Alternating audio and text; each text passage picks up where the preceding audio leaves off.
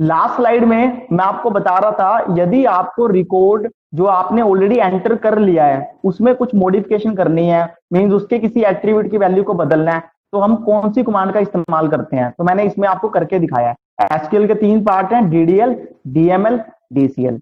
DML में insert वाली command के बारे में तो हमने पढ़ लिया। इंसर्ट वाली कमांड से तो आपने रिकॉर्ड एंटर कर दिया, अब वो जो रिकॉर्ड एंटर कर चुके हो उसमें चेंजेस है, तो उसके लिए जो कमांड का नाम है उसका नाम है अपडेट। क्या नाम है? अपडेट। मैंने इसके बारे में लिखा भी है। इसका यूज टेबल्स में जो रिकॉर्ड पहले से प्रेजेंट है उसको चेंज और अपडेट करने के लिए होता है। जो रिकॉर्ड मींस ये जितने भी रिकॉर्ड पहले से प्रेजेंट है, मुझे किसी भी रिकॉर्ड के कोई भी एट्रीब्यूट की वैल्यू को बदलना है, उसको बदलने के लिए कौन सी कमांड का इस्तेमाल करना पड़ता है? अपडेट कमांड का। अब कोई बच्चा कहता है नहीं सर इंसर्ट कमांड का यूज करेंगे, नहीं। इंसर्ट कमांड से तो नया रिकॉर्ड एंटर हो जाएगा। मींस मैंने 8 रिकॉर्ड एंटर कर रखे हैं, कोई और रिकॉर्ड एंटर करना है 9वें नंबर का, वो एंटर कर सकता हूं। मैं कह रहा हूं रिकॉर्ड तो ऑलरेडी एंटर्ड है, आपको उसकी वैल्यू में कुछ बदलना है। मींस कोई एट्रीब्यूट आपसे गलत एंटर हो गया था, उसकी वैल्यू गलत एंटर होगी थी, उसमें चेंज करना है, तो उसके लिए कौन सी कमांड का यूज करते हैं? अपडेट। अब अपडेट कमांड का सिंटेक्स, उसके बारे में हम बात कर लेते हैं। मैंने नीचे सिंटेक्स दिखाया है, इस कमांड को थोड़ा सा ध्यान से समझना। ये हल्की सी कमांड टिपिकल है, आपको एक बार अच्छे से समझोगे तो फिर आसान लगने लग जाएगी। सिंटेक्स समझो। आप लिखते हो अपडेट, अपडेट के बाद आपको लिखना होता है टेबल का नाम। टेबल का नाम तो बिल्कुल लिखना पड़ेगा, क्योंकि आपको पता है आपके डाटाबेस में और जो आपका रिकॉर्ड होएगा वो किसी न किसी टेबल में तो प्रेजेंट होगा ना। ये तो उदाहरण के लिए हमने सिर्फ एक ही टेबल बनाया है, स्टूडेंट नाम। यहाँ पे आपका टेबल का नाम आएगा, जिस टेबल में जो रिकॉर्ड को आप अपडेट करना चाहते हो वो रिकॉर्ड आपका प्रेजेंट है, टेबल का नाम। फिर आप लिखते हो सेट। सेट लिखने के बाद आप लिखते हो एट्रीब्यूट का नाम। मींस आपको रिकॉर्ड के जोन से एट्रीब्यूट की वैल्यू को बदलना है, उस एट्रीब्यूट का नाम लिखते हो। उदाहरण के लिए अब आप मोहन वाला रिकॉर्ड देखो, मान लो मेरे को इसकी क्लास के एट्रीब्यूट को बदलना है। यहाँ पे मैं लिखूंगा एट्रीब्यूट का नाम कौन सा? Class equal value 1। वैल्यू 1 का मतलब है मेरे को नई वैल्यू क्या करनी है। पहले तो 5 है, पहले वाले से मतलब नहीं है, नई वैल्यू क्या करनी है। मान लो नई मेरे को वैल्यू 12 करनी है। फिर लगाता हूं मैं कोमा। कोमा क्यों? कोई जरूरी नहीं है ना कि आप एक ही एट्रीब्यूट को चेंज करो, हो सकता है आप उसी रिकॉर्ड के रोल नंबर को भी बदलना है। कोमा के बाद फिर अगले एट्रीब्यूट का नाम लिखोगे। अगले एट्रीब्यूट कौन सा? आपका रोल नंबर। यहां मैं लिखूंगा रोल नंबर इक्वल वैल्यू 2। इसका मतलब है कि रोल नंबर की वैल्यू क्या करनी है वो मैं मेंशन कर दूंगा। फिर यदि मेरे को और कोई एट्रीब्यूट बदलना है फिर मैं दोबारा कोमा लगाऊंगा। यदि मेरे को नहीं बदलना फिर मैं कोमा नहीं लगाऊंगा। मेरी मर्जी है कि चाहे तो मैं एक ही एट्रीब्यूट की वैल्यू को बदलूं, चाहे मैं एक से ज्यादा बदलूं। Attribute name 1 equal value 1 means यहां पे आएगी नई वैल्यू। यदि मेरे को एक से ज्यादा एट्रीब्यूट की वैल्यू बदलनी है मैं कोमा लगाता के नाम लिखता जाऊंगा और नई वैल्यू लिखता जाऊंगा। फिर उसके बाद यहाँ पे आती है वेयर कंडीशन। अब ये वेयर कंडीशन क्या चीज है इसके बारे में एक्सप्लेन करूंगा, तब आपको बहुत अच्छे से समझ में आएगा। एक बार मैं आपको वेयर कंडीशन के बारे में कोई बात नहीं कर रहा। अब आप सिंटेक्स को दोबारा समझो। आप लिखोगे सबसे पहले अपडेट। अपडेट के बाद आप लिखते हो आपके टेबल का नाम, मींस जिस टेबल में आपने रिकॉर्ड की वैल्यू, रिकॉर्ड के एट्रीब्यूट की वैल्यू को बदलना है। फिर आप लिखते हो सेट। सेट लिखने के बाद आप लिखते हो एट्रीब्यूट का नाम, मींस आप रिकॉर्ड के कौन से एट्रीब्यूट को बदलना चाहते हो। क्योंकि रिकॉर्ड, अब इस रिकॉर्ड में जो मैंने आपको ये सर्कल में करके दिखाया हुआ है, इस रिकॉर्ड में कितने एट्रीब्यूट हैं? नेम भी है, क्लास भी है, रोल नंबर भी है, एड्रेस भी है। आप कंप्यूटर को बताओगे तो सही ना मेरे को कौन से एट्रीब्यूट की वैल्यू को बदलना है। मान लो मेरे को क्लास के एट्रीब्यूट की वैल्यू को बदलना है, मैं लिखूंगा क्लास इक्वल वैल्यू 1 का मतलब है नई वैल्यू क्या करनी है। आपने नई वैल्यू 12 लिखनी है, आप 12 लिख दोगे, क्लास इक्वल 12। और मान लो आपको उसी रिकॉर्ड के, ये मोहन वाला रिकॉर्ड है, इसके एक से ज्यादा एट्रीब्यूट की वैल्यू को बदलना है। आप लिखोगे कोमा, दूसरा कौन सा एट्रीब्यूट बदलना है? Roll number. आप लिखोगे रोल नंबर इक्वल क्या करना है? इसको 5 करना है, 5। अब ये का क्या मतलब है इसका, इसके बारे में मैं आपको अब बताता हूं। अब आप सिंटैक्स तो आपने देख लिया, सिर्फ आपको वेयर कंडीशन के बारे में अभी तक नहीं पता। अब आप सोच रहे होगे वेयर कंडीशन का क्या लॉजिक है, इसके बारे में मैं आपको क्लियर कर दूंगा। अब इसमें मैंने एग्जांपल में सबसे पहला पॉइंट लिखा है, इसको आप बड़े ध्यान से समझो। आपको एक्चुअल में ये कमांड एंटर करने से पहले कुछ बातों का पता होना चाहिए। पहला पॉइंट, सबसे पहले आप जिस रिकॉर्ड को चेंज करना चाहते हो उसे यूनिकली आइडेंटिफाई करने के लिए एट्रीब्यूट को सिलेक्ट करना पड़ता है। अब आप इस लाइन का मतलब समझो, मैं कहना क्या चाहता हूं। देखो, अब आपके इस टेबल में टोटल 8 रिकॉर्ड प्रेजेंट है। ये बात आपको पता है, कंप्यूटर को भी पता है कि 8 रिकॉर्ड प्रेजेंट है। अब हमें कंप्यूटर को यह बताना है कि मुझे मोहन वाला ये वाले रिकॉर्ड की वैल्यू को चेंज करना है, क्योंकि इस कमांड से आप कोई भी रो के एट्रीब्यूट्स की वैल्यू को बदल सकते हैं। अब पहले कंप्यूटर को यह तो बताना पड़ेगा ना मुझे कौन सी रो के एट्रीब्यूट की वैल्यू को बदलना है। क्या मुझे फर्स्ट रो के एट्रीब्यूट की वैल्यू को बदलना है, या मुझे सेकंड रो के एट्रीब्यूट की वैल्यू को बदलना है, या मुझे थर्ड रो के एट्रीब्यूट की वैल्यू को बदलना है, या मुझे पंकज वाले एट्रीब्यूट की वैल्यू को बदलना है, या मुझे मोहन वाले रो के एट्रीब्यूट की वैल्यू को बदलना है, या अमित के एट्रीब्यूट की वैल्यू को बदलना है, या अंकित, या फिर दोबारा फिर मोहन है। अब ये बात कंप्यूटर को बतानी है। अब कंप्यूटर को बताने के दो तरीके हैं। आपको सबसे पहले ऐसा एट्रीब्यूट सिलेक्ट करना पड़ेगा जिससे आप रिकॉर्ड को यूनिकली आइडेंटिफाई कर पाओ। मेरे कहने का मतलब है, यदि मैं आपको सामने वाला टेबल देख के बोल रहा हूं कि आप एक काम करो, मोहन के क्लास की वैल्यू बदल दो, मैंने आपको क्या बोला, मोहन के क्लास की वैल्यू बदल दो, मींस मैं क्या कह रहा हूं, ऐसा आप ऐसा रिकॉर्ड देखोगे जिसमें नाम क्या है, मोहन। पहला रोहन ये नहीं आपके काम का, फिर करण नहीं है, रोहन, पंकज, ये मिल गया आपको मोहन।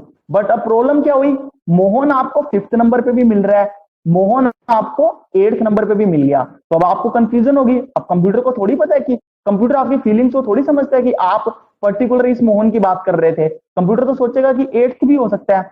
तो यानी अब आप नेम से तो नहीं बता सकते ना। अब मैं मोहन लिख के कंप्यूटर को तो नहीं बता सकता कि मोहन के क्लास की वैल्यू को बदलना है। फिर मैं क्या करता हूं, किसी ने कहा जी ऐसा करते हैं, क्लास की वैल्यू बता देते हैं। अब क्लास की वैल्यू में दिक्कत क्या है, क्लास भी सबकी 12 है, ठीक है ना। अब आप देख रहे हो क्लास भी सबकी 12 है, क्लास से भी आप रिकॉर्ड को यूनिकली आइडेंटिफाई नहीं कर। हाँ, हो सकता है कि यदि आप क्लास 5 बता देते तो भी एक तरीका था कि आप क्लास इक्वल 5 लिख के भी आप रिकॉर्ड को यूनिकली आइडेंटिफाई कर सकते थे, क्योंकि बाई चांस आपका क्लास इक्वल 5 में सिर्फ एक ही रिकॉर्ड था जो कि 5th वाले मोहन का आता था। दूसरा तरीका क्या था मेरे पास, यदि मैं कंप्यूटर को बता दूं कि ऐसे मोहन की वैल्यू को बदल दो जिसका रोल नंबर 12 है। अब रोल नंबर पहले वाले का 1 है, दूसरे रिकॉर्ड का 2 है, तीसरे का 3 है, चौथे का 4 है, 12 वाला जो रोल नंबर है वो ये वाला रिकॉर्ड है, बिल्कुल हमें इसी रिकॉर्ड के एट्रीब्यूट की वैल्यू को ही बदलना था। तो मैं रोल नंबर से भी बता सकता हूं। अब उसके बाद क्या मैं एड्रेस से बता सकता था, यदि मैं बताना चाहता हूं कि मैं चलो एड्रेस बता देता कंप्यूटर को, एड्रेस रानी है।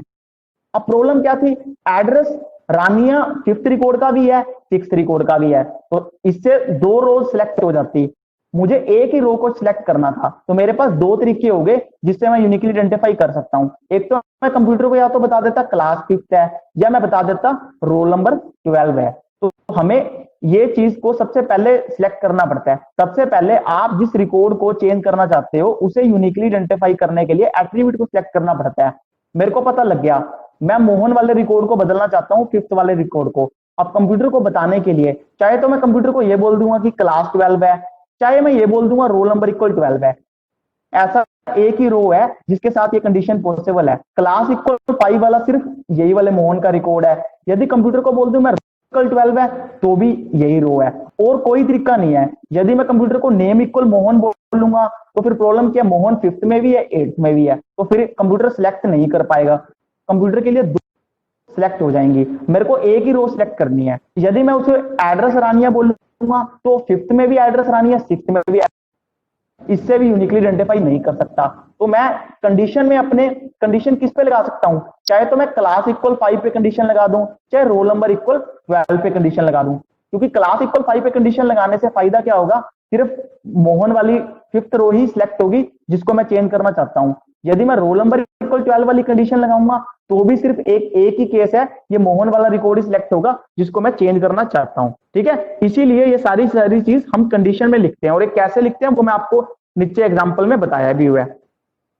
चलो ठीक है, आपको पता लग गया कि आपको कौन कौन से एट्रीब्यूट के बारे में बताना है कंडीशन में। चाहे तो आप क्लास इक्वल 5 लिख सकते हो, चाहे रोल नंबर इक्वल 12 लिख सकते हो। उसके बाद जिन एट्रीब्यूट्स की वैल्यू चेंज करनी है उन्हें सेट के बाद लिखकर न्यू वैल्यूज लिखनी पड़ती हैं। वो तो मैंने आपको बता ही दिया है ना। रो तो आपकी सिलेक्ट हो गई, अब आपको नई वैल्यू चेंज करनी है। आप क्लास इक्वल 12 लिख दोगे, रोल नंबर इक्वल 5 लिख दोगे कमांड में सेट के बाद। वही मैंने यहाँ पे आपको लिख के बताया।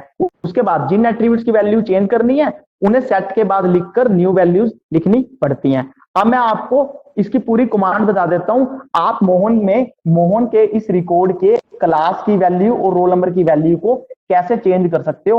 अब इस एग्जांपल से समझो जो मैंने आपको नीचे करके दिखाया हुआ है। आप लिखोगे अपडेट, अपडेट लिख दिया, फिर आप टेबल का क्या नाम है, स्टूडेंट, जिसमें रिकॉर्ड आपका पड़ा है, अपडेट स्टूडेंट। अब आप एक बार ना सेट को मत देखो, एक बार इसको छोड़ दो, अब आप आ जाओ सीधा वेयर पे, एक बार आ जाओ वेयर पे।